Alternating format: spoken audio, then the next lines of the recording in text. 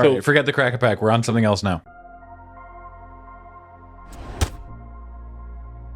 Greetings, you Avatar enthusiasts. I hope you're doing well. My name is Graham, and welcome to the Crack-A-Pack here on LRRMTG, where today I'm joined by Chris. Hello. Chris Mooney, lead designer of Avatar: The Last Airbender Magic the Gathering Universes Beyond, a deck master game. Chris, today we're opening a collector booster of Avatar, and by we I mean you. So let's do that. Let's get into it. Exciting. Let's open a collector booster. This will be my first collector booster of Avatar I've ever opened. Sweet. Occasionally in the office, we get very early packs to just open up and make sure nothing is wrong with them. But they are play boosters and not collector boosters. So this is my first ever collector booster of Avatar. We received them a couple days ago, but I haven't even seen one in person myself, so all right. I'm excited as well. First up, we have Ally token. Okay, good. And on the back is a clue. A clue? Two very common tokens you'll be making in the set. There's a good number of both. I don't remember the exact number, but like, you know, for example, this is Ally. This is a Sun Warrior ally, which is a faction of firebenders that is loyal to the, or helpful to the Avatar cause. But there's also ones from the Earth Kingdom and the Water Tribes and such, and the Freedom Fighters. And then this clue is the scroll on the back of Hawkeye, who is Sokka's pet messenger hawk.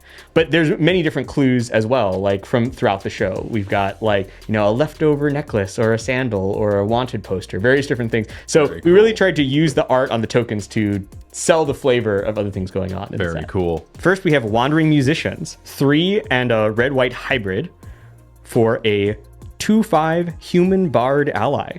Whenever this creature attacks, creatures you control get +1/+0 until end of turn. This is like a group of traveling bards that the gang runs into and takes them through the extremely famous Secret Tunnel. So the Secret Tunnel song, also sung by these wonderful bards. Terrific. And yeah, this is one of our common hybrid cards, which we added in partially to help people if they want to draft monocolor or play monocolor decks in sealed, make it a little bit easier for them. And also, it's fun to have some feeling of being gold at common, but without the constraints of actually having to have multiple. So nice. Next, we have Pirate Peddlers, 2/2 for 2B. Sorry, I will be speaking in the Wizards R&D vernacular. Oh no! So you can learn a little bit about how we say mana costs. I would love to know. So in this case, this is 2 and a black. But 2 black, it can be a little bit ambiguous. Does that mean like 2 mana and 1 black? Or does it mean 2 black symbols? Or sometimes it means like 2 and 2 blacks. Like it can be confusing. So we generally just read off the mana pips as letters. Okay. So it's a 2B 2/2 human pirate. It has death touch. Whenever you sacrifice another permanent, put a +1/+1 counter on this creature. We prefer to think of ourselves as high-risk traders. So this card, showcases a couple of Season 1 antagonists, but also a good example of where sometimes a little bit of unintuitive design actually works out very well. You might not always want to have Death Touch on your creature that's getting very large. It might seem a little bit redundant, perhaps. But what's usually the downfall of these types of creatures that grow over time is if you draw them too late in the game, they don't really do very much. So the ability for this card to have Death Touch allows it to still be a threatening creature even if you haven't yet set up all of your stuff. Excellent. Foggy Swamp Hunters is a 3B 3/4 human ranger ally. As long as you've drawn 2 or more cards this turn, this creature has lifelink and menace. Foggy Swamp Hunters here, what I'll point out on this card is that they've got the waterbending watermark, or we actually didn't refer to them as watermarks internally because it was confusing because there's 4 elements. So does that one have the watermark? No, it has the fire mark. Right. No, that's not what I meant. Yes. Yeah. So these elemental marks is what we called them, at least while we were working on them. We decided that we wanted to put them kind of not just on cards that used the mechanic, but just on anything that had the right vibe. I was gonna say, because this does not have waterbending. Right. But they're doing that. Right, they are waterbenders, and we felt like because there was just such a strong association, I mean, these are the symbols of the different elements, and so anyone who was a bender, we wanted to make sure that it was on there, even if they didn't use the mechanic. It just felt right for the fans, the audience. I mean, these symbols are a huge part of Avatar. Like, they're part of the intro, but there's so much there. We see them pretty much everywhere for like their official part of the logo. Like you can see even here on this collector booster, we've got the 4 symbols here. So they're such a big part of Avatar's iconography. We thought it was really nice to get them onto more cards than just the ones that had the mechanics. That's super cool. Aang, the last Airbender. 3 dub, so dub stands for W, which is the white mana symbol. 3 dub. 3/2. Legendary creature, human avatar ally. He's got flying. When he enters, you airbend up to 1 other target, non-land permanent. And if you don't know what airbending does, you exile it, and while it's exiled, its owner may cast it for 2 rather than its mana cost. Whenever you cast a lesson spell, he gains lifelink until end of turn. So Aang here, our kind of headliner, uncommon for white. You'll be getting an Aang guaranteed if you choose your Aang pre-release kit. And, you know, he airbends, and also he's got a lot to learn when he cares about lessons. I love it. This is great. Fire Navy Trebuchet. This is a 2/04 artifact creature wall. It's got Defender and Reach. Whenever you attack, create a 2/1 colorless construct artifact creature token with flying named Ballistic Boulder that's tapped and attacking. Sacrifice that token at the beginning of the next end step. The trebuchets would be destructive enough even without the fire. So the fun part about this card is that it reuses a token last seen in Lord of the Rings. Black really wanted to have a little token that it could make each turn to sacrifice. We were like, hey, what if we dip back in and pull out Ballistic Boulder from the archives? So that not only was a fun callback to Lord of the Rings, but also there's another character in the show famously named the Boulder. So not only do we have the Boulder, but we also have this Boulder as well. Perfect. Oh, I love that. I love getting to, you know, go deep into the archives and be like, oh wait, this thing, that's great. Now we have a Long Fang Grand Secretariat. Generally, when we're typing stuff out or when we're communicating, we will say H for hybrid because it's a bit of a mouthful to say B/G or whatever. So he costs 1 HH. He's a black-green hybrid card. He costs 1 HH. For 1. You don't even specify the colors when you say it. Oftentimes we do not because we'll just know we'll be talking about a specific card. If we do need to specify the colors though, usually we will say, you know, 1 HH black green to indicate what the hybrid is. We could say 1 black green hybrid, black green hybrid. Pretty much no matter what you do, it's pretty bad no matter what. So I don't like that mouthfeel at all. He's a 1 HH 2/3 legendary creature human advisor. Whenever another creature you control or a land you control is put into the graveyard from the battlefield, put a +1/+1 counter on target creature you control. In silencing talk of conflict, Bossing Say remains a peaceful and orderly utopia. So sure it does. Yes, famously there is no war in Bossing Say. That's what I've been told. And that is all thanks to Long Fang. You know, he's doing a great job over there making sure that there's no war. Many people are saying it. For this set, we're really trying to aim to make it a little bit easier on the players. We expect a lot of new players to maybe start playing with this set. So these hybrid legends hopefully will help with that. I do like hybrid cards. Acrobatic Leap. Dub instant. Target creature gets +1/+3 and gains flying until end of turn. Untap it. Once Aang and the Blue Spirit were under attack, it was unclear which one was rescuing the other. This is just a good example of how Jumpstart for this set has a lot of new cards in it. So it's not just, you know, cards from the main set, but has a lot of new cards, both new designs, totally new designs, and reprints from older Magic. The goal for Jumpstart is to be the perfect jumping on point for a lot of players, maybe their first or second time ever playing Magic. So you'll see a lot of cards a little bit on the simpler side to help, you know, just get that classic core gameplay of Magic to those players. Nice. Similarly, we've got Zuko's Offense. This is an R sorcery, 2 damage to any target. Classic shock, but I was gonna say sorcery speed. This card is actually from our beginner box. So the beginner box has a learn to play module in it. So there's a white Aang deck and a red Zuko deck, and they're designed, you know, you take the 2 decks, you don't shuffle them. They give you the cards in a specific order so you can learn how to play through a specific setup. And then after you're done playing, you can shuffle them in with other Jumpstart packs to create your own decks. The old 8th edition do not shuffle, yes, learn how to play. So we did this with Foundations. We're doing it again here. Great way to teach someone the rules for the first time. And then also, the cards are all totally playable in a normal Jumpstart context as well. Sweet. Suspicious Bookcase. This is a reprint. It's Suspicious Bookcase is back? Yeah, it's 2 for an 0/4 wall. It's got Defender and 3 tap. Target creature can't be blocked this turn. Buried beneath the sands of an unforgiving desert, a vast library of knowledge stores mysterious books in its massive halls. We used to have a dedicated Suspicious Bookcase button for our overlay because whenever it would be cast.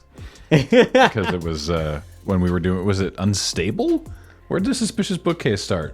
Suspicious Bookcase itself is originally from a core set, I believe.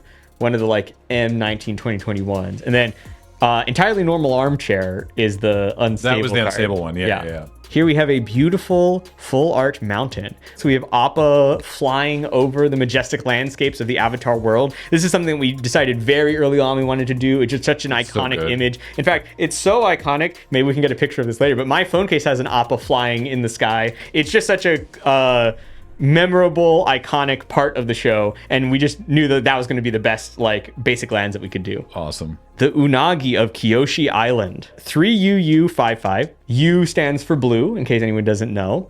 You might be, why not B? Well, black is B. And we'll be like, well, why not L? That's the second letter, right? Well, sadly, black also has an L as its second letter. And we have land, so we didn't want to use L.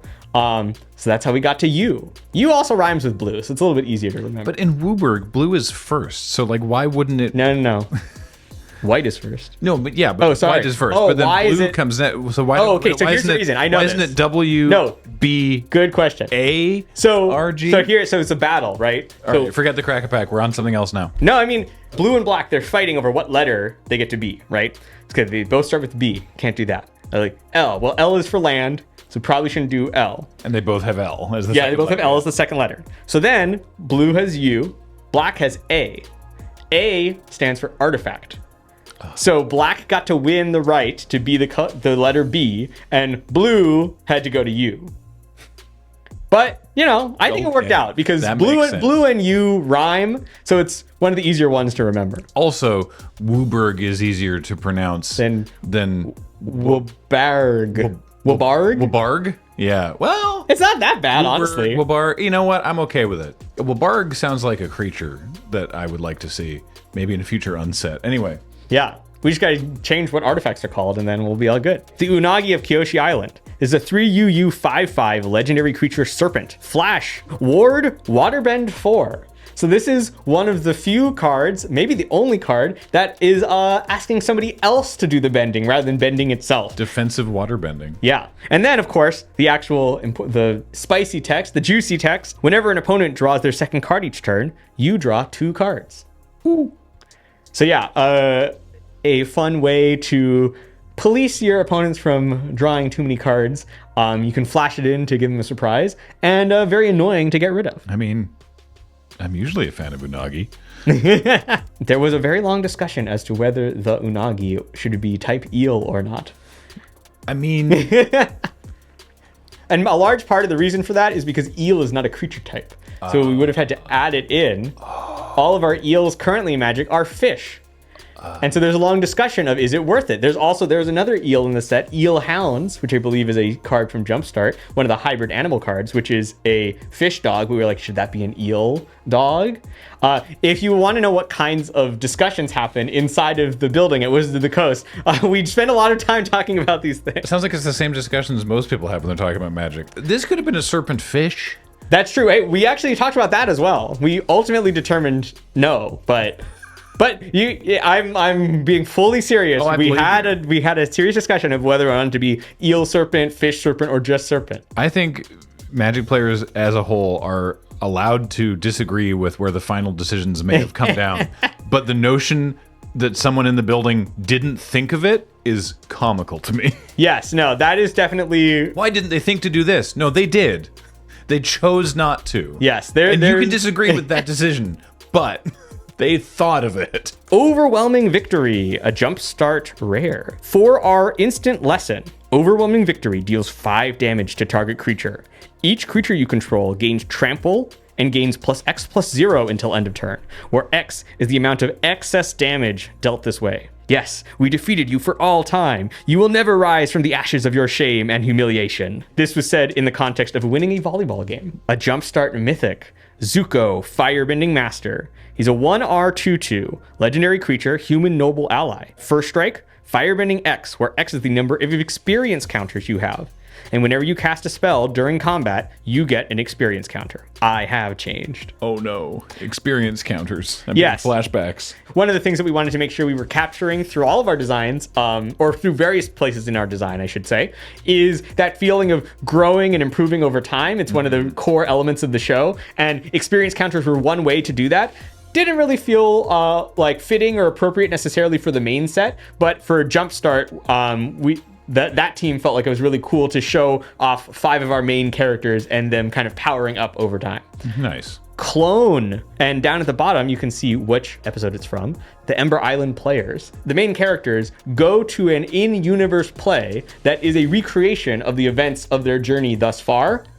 That's got to be weird. But because it is put on by the Fire Nation, it is extremely inaccurate, and of course paints them as all like kind of like buffoons or comically inept, and the Fire Nation as glorious in its ultimate purpose. Propaganda. So here on this version of Clone, which in case you don't know, I guess, old classic Magic card, it's a 3U for a 0/0 creature shapeshifter. You may have this creature enter as a copy of any creature on the battlefield. This is one of the original clone effects. The reason why those are called clones is because, this is the first card that did it. And the art here is depicting, a not too bad representation of 3 of the main characters, and then Toph, who is in actuality a little girl, here depicted as an extremely buff man. Not only is it just funny just in the context of the show, and also funny because Toph absolutely loves this depiction of herself, but also because in the creation of the show, this is my Avatar nerd coming out, but in the creation of the show, originally the plan was to have the Earthbender character be a kind of muscular man, and they developed the character of Toph kind of separately and realized this character is way more interesting and exciting. Like, we really want to do this character instead. So as the character kind of went in that direction, they let go of that idea of the Earthbender being this kind of buff guy. And so this is not only funny in the context of the show, but also for like a kind of meta reason of like, this was almost what Toph would have been like in that alternate reality. That's very clever. I like that a lot. And now our final card of our collector booster pack, Elemental Teachings. It's 4G for an instant lesson. Search your library for up to 4 land cards with different names and reveal them. An opponent chooses 2 of those cards. Put the chosen cards into your graveyard and the rest onto the battlefield tapped. Then shuffle. Understanding the others, the other elements, and the other nations will help you become whole. So here we have, Iroh's departing some wisdom onto Zuko. And, number 4 is very important in Avatar. And that really made us think of, is there something fun to do in the kind of gifts ungiven space? This is a type of card that we've made a lot of throughout the years. We have done a land-based gifts ungiven before, Realms Uncharted. But that put the lands into your hand, which is cool enough. But we thought that, hey, there's another level here that's interesting to try with lands because of getting to put them straight into play. By default, most lands don't do that much when they enter, but it's not that hard for them to do quite a lot. So this is a fun design of like just giving another tool to the players to figure out awesome stuff to do, and was fun to test out for us in Commander especially. Sweet. All right, one final thing. In the magical world where you are drafting a collector booster, what is your first pick here? Oh, that is tough. I can't believe I didn't think about that before. I'm either taking Zuko Firebending Master or the Unagi of Kyoshi Island. I think those 2 seem like the strongest cards for draft, with overwhelming victory, I think a close third. But if I had to absolutely make my first pick, it would probably be the Unagi of Kyoshi Island. Even just a 5-mana 5/5 flash can really mess people up in draft. So I think that's what I would do. I'll take Zuko then. All right, well, that's been the Crack-A-Pack. Chris, thanks so much for joining me. Thanks for having me. Thank you all for watching. Remember, everything we do here at Loading Ready Run is brought to you by you, and that includes just being here and watching, so we really appreciate it. Talk to you all next time. Bye, everybody.